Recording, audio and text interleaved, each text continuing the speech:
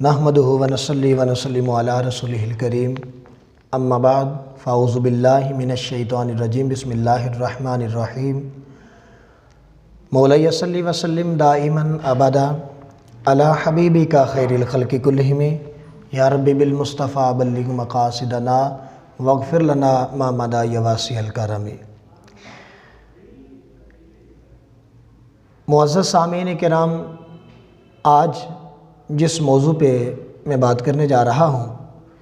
وہ انتہائی قابل ذکر اور انتہائی قابل فکر موضوع ہے۔ اللہ تعالیٰ نے قرآن پاک کے اندر واضح طور پہ اعلان فرما دیا، اللہ کا فرمان وما کان اللہ لیعذبہم وانت فیہم وما کان اللہ معذبہم وہم یستغفرون، او کما قال اللہ تبارک و تعالی فی الکلام الحمید۔ اللہ تعالیٰ نے حضرت آدم علیہ السلام سے لے کر اس امت تک، حضور کی امت محمدیہ سے پہلے جتنی بھی امتیں تھیں، تمام کی طرف اللہ نے رسول اور انبیاء مبعوث فرمائے۔ ہر نبی نے اپنی امت کو اللہ کی تعلیمات کا سلسلہ باہم پہنچایا۔ آگے جس کے مقدر میں ایمان تھا وہ صاحب ایمان ہوا، اور جس کے مقدر میں گمراہی اور کفر تھا وہ اللہ کے عذاب کا شکار ہوا۔ یاد رکھیے گا، اللہ نے اس امت سے پہلے تمام امتوں کو اپنے عذاب کے اندر جکڑ لیا۔ جس امت نے اللہ کی مسلسل نافرمانی کی، اللہ نے اس قوم کو اپنے عذاب سے تباہ و برباد کر دیا۔ لیکن امت محمدیہ کے لیے ایک بہت بڑی بشارت اللہ کی طرف سے جو حضور کی امت کو تحفہ ملا، وہ یہ قرآن کی آیت ہے۔ اس امت کو اللہ نے دنیا میں عذاب نہ دینے کا وعدہ فرمایا، اور اس وعدے کا باقاعدہ اعلان ارشاد فرمایا وما کان اللہ لیعذبہم وانت فیہم، کہ اے پیارے حبیب صلی اللہ علیہ وآلہ وسلم، جب تک آپ ان میں موجود ہیں میں ان کو عذاب دینے والا نہیں ہوں۔ اور روایت میں آتا ہے کہ ایک کافر خانہ کعبہ کا غلاف پکڑ کے کہتا ہے کہ اے رب کریم، میں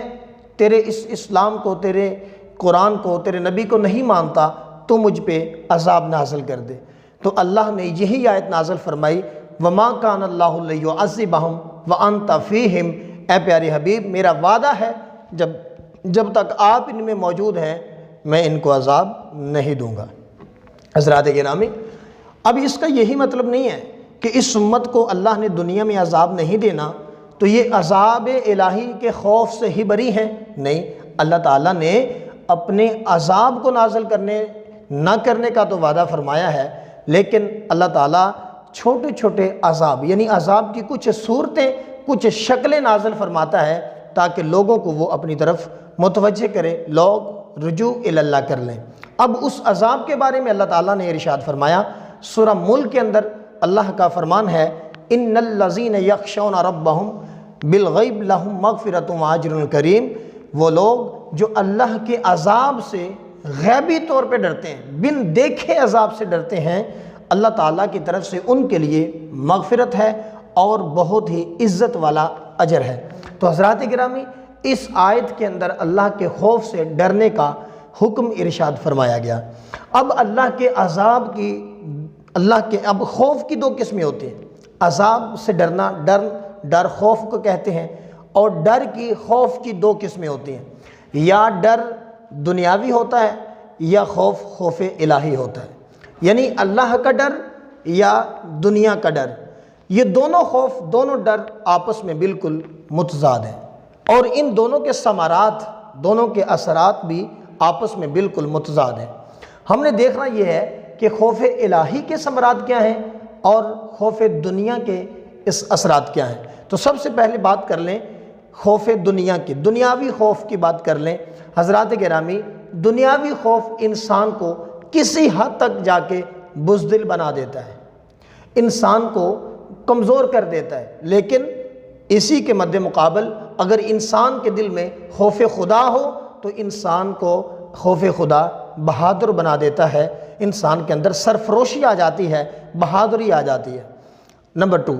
اگر دنیاوی خوف انسان کے دل میں ہو، انسان دنیا کے خوف سے ڈرتا رہے، تو کسی حد تک جا کے یہ دنیا کا خوف اس کے اندر شرک پیدا کر سکتا ہے، انسان کو شرک میں مبتلا کر دیتا ہے۔ لیکن اسی کے مد مقابل اگر انسان خوف الہی اس کے دل میں ہو، اللہ کا خوف ہو، اللہ کے عذاب کا ڈر ہو، تو انسان ہر قسم کے شرک سے دور رہتا ہے۔ نمبر 3، دنیاوی خوف رکھنے والا بد اخلاق ہو جاتا ہے، بدتمیز ہو جاتا ہے، بے مروت ہو جاتا ہے، اس سے دوسروں کا خیال نہیں رہتا، دوسروں کی عزت کا خیال نہیں رہتا۔ اور اسی کے مد مقابل اگر وہ خوف الہی اپنے دل میں سمائے ہوئے ہے تو انسان کے اندر وہ خوف الہی خوش اخلاقی پیدا کر دیتا ہے، انسان کے اندر خوش اخلاقی کے ساتھ ساتھ انسان کے اندر خلوص پیدا کر دیتا ہے۔ تو حضرات گرامی، خوف کی بات کی جائے، آج پوری دنیا ایک وائرس کے خوف میں مبتلا ہے۔ ہم نے دیکھنا یہ ہے کہ اس پوری دنیا کو کہ جو آج اس وبا سے، اس بیماری کے خوف میں مبتلا ہے، ہم اس کو دنیاوی خوف میں لے کے جائیں یا خوف الہی میں لے کے جائیں، تو یقیناً ہمیں یہی فیصلہ کرنا ہوگا کہ اس بیماری کو، اس وبا کو، اس وائرس کو ہم دنیاوی خوف سے ہٹ کے اسے ہم خوف الہی میں کنورٹ کریں، کہ دنیا کے خوف میں مبتلا ہونے کی بجائے ہم اسے اللہ کے عذاب کی ایک شکل سمجھ کے اللہ کے عذاب سے ڈریں۔ حضرات گرامی، کرونا کے حوالے سے اگر بات کی جائے تو بہت ساری باتیں، بہت دانشور اور ڈاکٹرز کی باتیں سامنے سننے میں آئی ہیں کہ یہ کرونا کا وائرس انسان نے نہیں ایجاد کیا، یہ انسان کی ایجاد نہیں ہے۔ تو لامحالہ اگر یہ انسان کی ایجاد نہیں ہے تو یہ اللہ تعالیٰ کے عذاب کی ایک شکل ہے۔ اللہ کے عذاب کی اگر یہ شکل ہے تو پھر اس کی دو قسمیں ہیں، یا تو یہ سزا ہے یا انتباہ ہے، کیونکہ اللہ کا عذاب جب کسی قوم پہ آتا ہے تو دو قسموں پہ مشتمل ہوتا ہے، یا اس قوم کے لیے سزا ہوتا ہے یا اس قوم کے لیے انتباہ ہوتا ہے۔ اب سزا کسی قوم کو غارت کرنے کے لیے، ختم کرنے کے لیے اللہ تعالیٰ جو عذاب نازل کرتا ہے وہ سزا ہے، جیسے پچھلی قوموں کے بارے میں اللہ تعالیٰ نے ارشاد فرمایا، قوم لوط ہے، قوم نوح ہے، تو قوم صالح ہے، ان کو اللہ تعالیٰ نے عذاب بطور سزا نازل کیا، ان قوموں کو غارت کر دیا۔ اور جس قوم کو اللہ غارت نہیں کرتا، صرف عذاب کی جھلکی دکھاتا ہے، عذاب کی شکل دکھاتا ہے،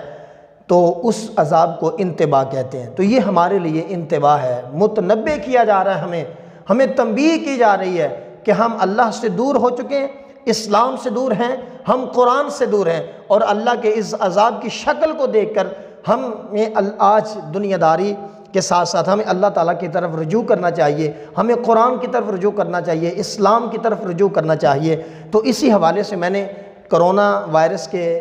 مثبت جو اثرات ہیں، جو ہمیں قرآن، اسلام اور خدا اور اس کے رسول کے ساتھ ریلیٹ کرتے ہیں، وہ میں آپ کے سامنے پیش کرنا چاہتا ہوں۔ تو سب سے پہلی بات تو یہ ہے کہ یہ اللہ کے عذاب کی ایک شکل ہے، اور اللہ کے عذاب سے ڈرنے کا اللہ تعالیٰ نے حکم ارشاد فرمایا۔ اور اس کے جو مثبت پہلو ہیں، سب سے پہلے کرونا وائرس کے حوالے سے دنیا کے تمام ڈاکٹرز نے یہی نصیحتیں کی ہیں کہ صفائی کا خاص خیال رکھا جائے۔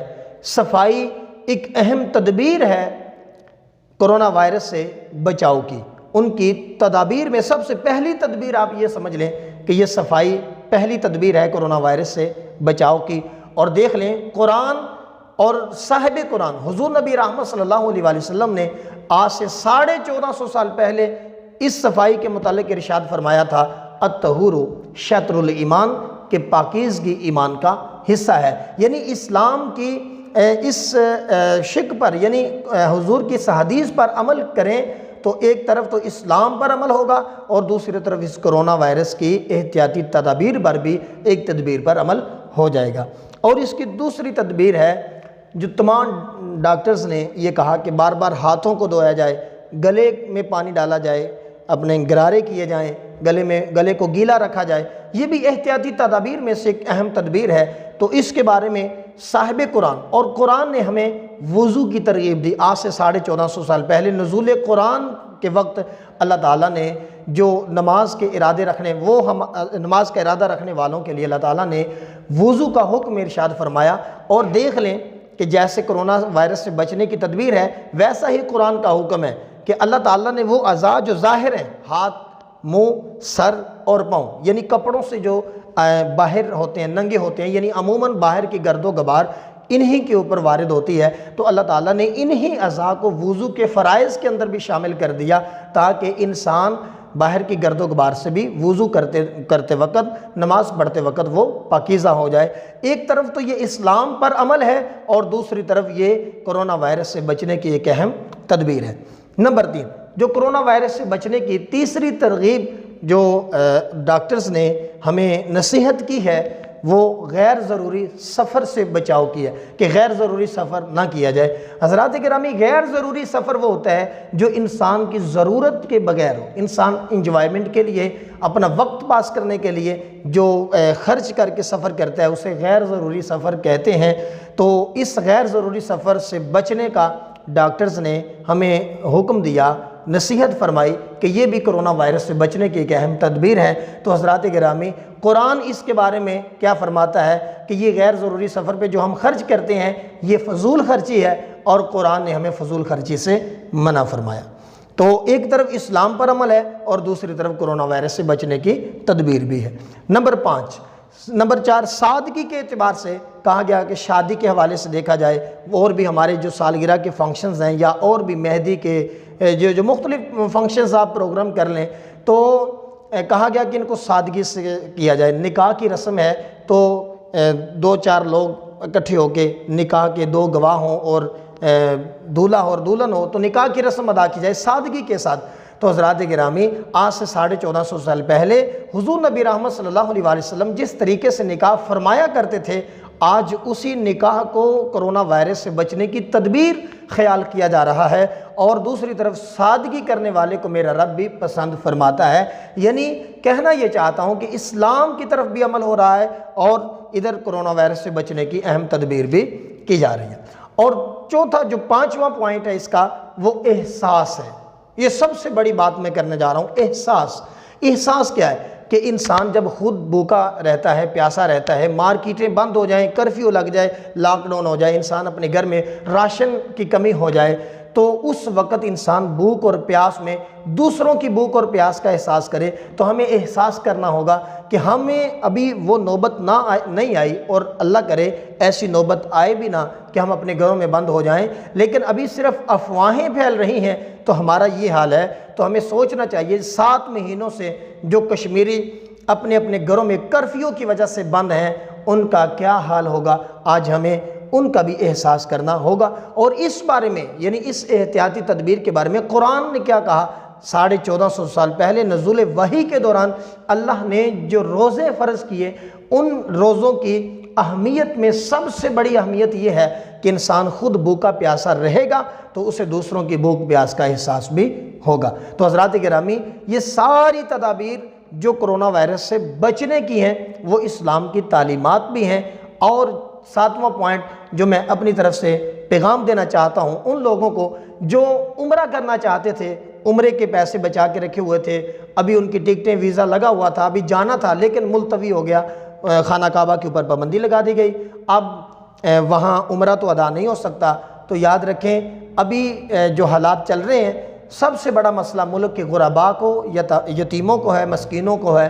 تو ان کے پاس بینک بیلنس نہیں ہے، ان کے پاس جمع پونجیاں نہیں ہیں، تو آپ عمرے کے پیسے ان غریبوں، یتیموں کی کفالت پہ خرچ کریں، انشاءاللہ اللہ تعالیٰ آپ کو عمرے سے زیادہ بڑھ کے ثواب عطا فرمائے گا، کیونکہ یہ حضور کی حدیث بھی ہے کہ جس نے یتیم کی کفالت فرمائی، جس نے یتیم کی کفالت کی، آپ نے 2 انگلیوں کا اشارہ کیا کہ وہ جنت میں میرے ساتھ ایسے ہوگا جیسے یہ میری 2 انگلیاں ہیں۔ حضرات گرامی، یہ تھا اس کے مثبت اس اثرات کے حوالے سے۔ اب میں انتباہ کی بات کروں تو یہ بھی سن لیجئے، سب سے پہلی بات، پوری دنیا مل کر بھی اس کرونا وائرس کا مقابلہ نہیں کر سکی، مطلب کہ پوری دنیا، سپر پاور قومیں بھی اس کے سامنے گھٹنے ٹیک گئیں۔ تو ہمیں یہ سمجھ لینا چاہیے قرآن کا فیصلہ برحق ہے کہ قرآن نے جو فرمایا ان القوۃ للہ جمیعا، تمام کی تمام قوتیں رب کعبہ کی قوتیں ہیں۔ اور دوسرا،